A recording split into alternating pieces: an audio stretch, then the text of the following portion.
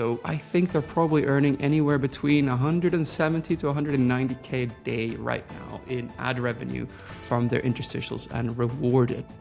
And you have to assume that this is more likely part of a bigger trend, right? Because if you're managing Toon Blast and you see this is the first thing that you're going to basically take a look at and basically try to copy.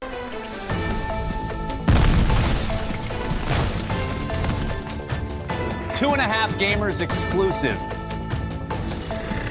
Breaking news. Literally breaking.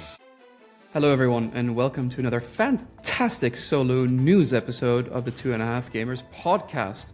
It's me, Felix. I'm here alone today because Jakub is flying from Vietnam and Matti, I think, is flying to America. And then Jakub is also going to join him in America, MAU. And that means I'm going to do the news alone, which I usually do anyway. So, as if you haven't joined us before, so this is what I think are the leading 3 news stories in mobile applications right now. And we start straight away with the first story that I think is the most interesting, and it's reported by Neil Long on the 11th of May. And it's that Playtika leaves social casino behind to focus on casual hits like Disney Solitaire. So Playtika has completed its transition into a casual first mobile games publisher, and it's effectively leaving social casino behind, says CEO Robert Ancol. The comments came in Playtika's Q1 26 financial results, which Ancol claimed casual games were now 76% of the company's business, and the transition away from social casino is largely complete.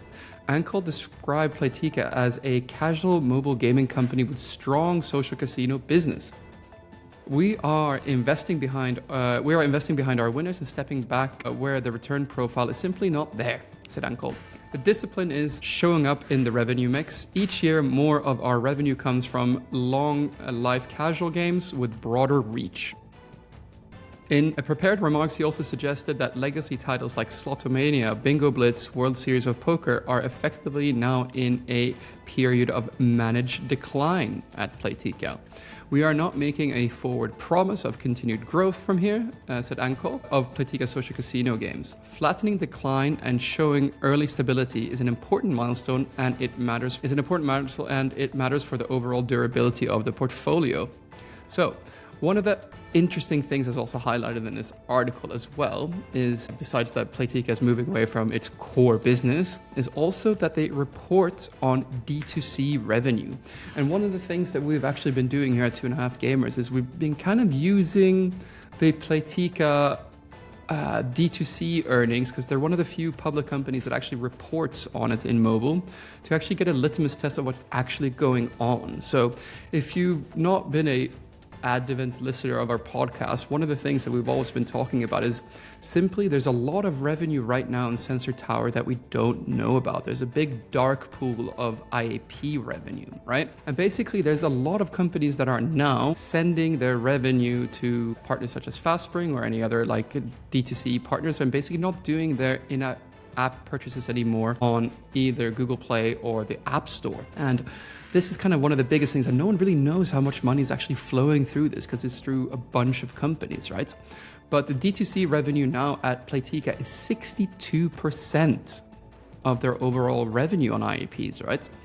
And that is up from 42% the last time they did one of their quarterly earnings, right? So they're pushing really hard. What's also interesting to see here is that kind of their old school media legacy titles from social casino, there must be so much competition from super high CPIs that they're basically just going to focus on something that's easier to scale, which is their casual portfolio. So very interesting trend coming out of Playtika, and very interesting to see. So moving on to our second story, and that is that Mistplay has acquired Math's Mychips. And that's if you don't know, that's a rewarded ad platform. So reading this from PR Presswire, I'm just going to read a couple of paragraphs. So Mistplay, a leading play and earn rewards and loyalty platform for mobile games, today has announced the acquisitions of Mychips SRL, a subsidiary of Math, a global rewarded advertising platform. With this acquisition, Mistplay accelerates the expansion of its network, strengthening its position as a leader in the rewarded advertising. Rewarded advertising has rapidly become a core channel for mobile user acquisition, delivering high-intent users across the full funnel and driving measurable gains in retention, engagement, and monetization performance. The addition of Mychips further expands Mistplay's loyalty play partner network and unlocking new supply for advertisers. So I'm not going to finish this story here because it's just a bunch of quotes, but what essentially has happened this week is that you are witnessing the starting gun on what we think is going to be a red hot time in the rewarded space, right? So I don't know if you've been reading Matti's newsletter. He actually reports on how fragmented the overall rewarded UA spend is right now. And there's a lot of reports that a big, fat chunk of mobile spend is now going to rewarded channels.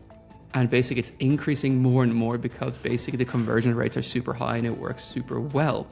So what does this actually mean? This means essentially that there are probably like 14 to 25 players right now that have significant amount of revenue. And this is probably going to be the first of many acquisitions that we see, because we have Agio, for example, they're making a boatload of money. They might want to make acquisitions, but this is probably where we're going to see the most in a short amount of time right now to basically dominate this space. Very interesting space to watch, and we're going to keep an eye on that. But yeah, super interesting to see. So for the third and final story, before we go and look at the top charts as of today in Sensor Tower, what I want to do here is basically also share a story that I actually wrote, which I thought was super interesting, right? And that is that Royal Kingdom is scaling with interstitials and rewarded ads. So I'm going to read a little bit about this and explain it, right? Because it's very interesting, because essentially Dream Games is the studio that swore that and they've been a core pillar of their marketing has forever been that they don't have ads in their games. And it's something that shows up. But essentially with some snooping, I was able to deduce that using the Wayback Machine, that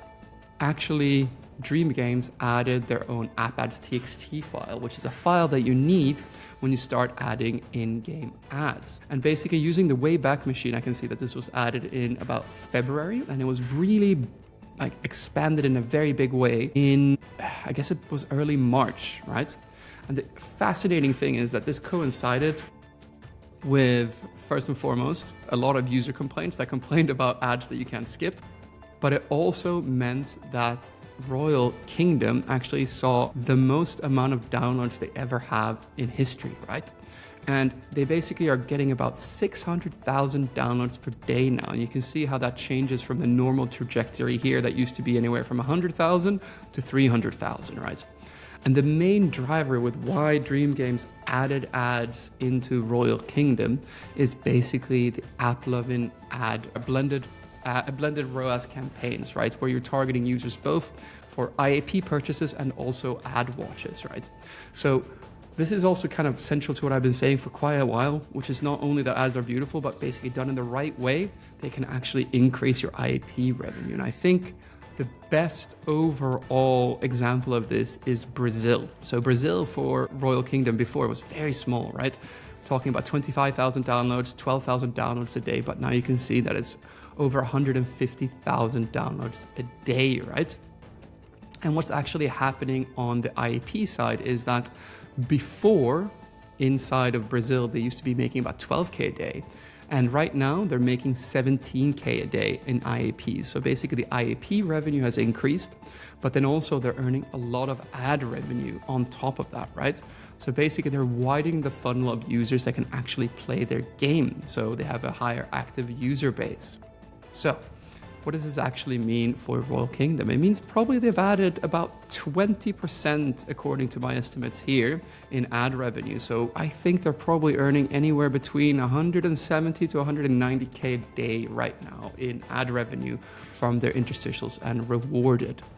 And you have to assume that this is more likely part of a bigger trend, right? Because if you're managing Toon Blast and you see this is the first thing that you're going to basically take a look at and basically try to copy. And one of the things I've been very vocal about is Playrix, right? They have stayed out of ads for so long, but basically when you see numbers like this, I have a feeling that we're going to see a lot more studios that swore off ads that will actually start to use them when they see these Dream Game numbers.